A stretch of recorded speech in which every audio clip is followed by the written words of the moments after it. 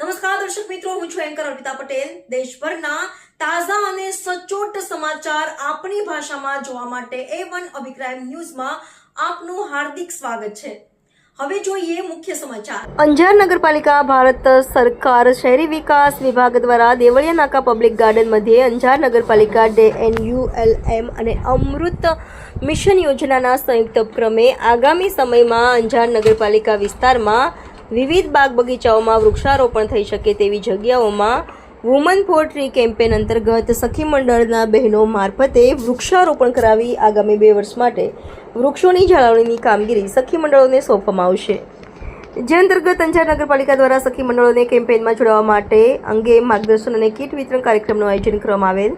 આ કાર્યક્રમમાં અંજાર નગરપાલિકા પ્રમુખ વૈભવભાઈ કોડરાણી, ઉપપ્રમુખ શિલ્પાબેન બુદ્ધભટ્ટી, કારોબારી ચેરમેન પાર્થભાઈ સોરઠિયા, શાસક પક્ષ નેતા નિલેશ ગિરી ગોસ્વામી, દંડક Kalpanaben Gor, chief officer Paraskumar Makwana, office superintendent Khimjibhai Sindhav, Amrut nodal officer Satyapalsinh Zala, NULM staff Bhartiben Barot, Mayurbhai Herma, Miralben Vegad, Nirupa Prajapati વગેરે કાર્યક્રમને સફળ બનાવવા સહેમત ઉઠાવી હતી.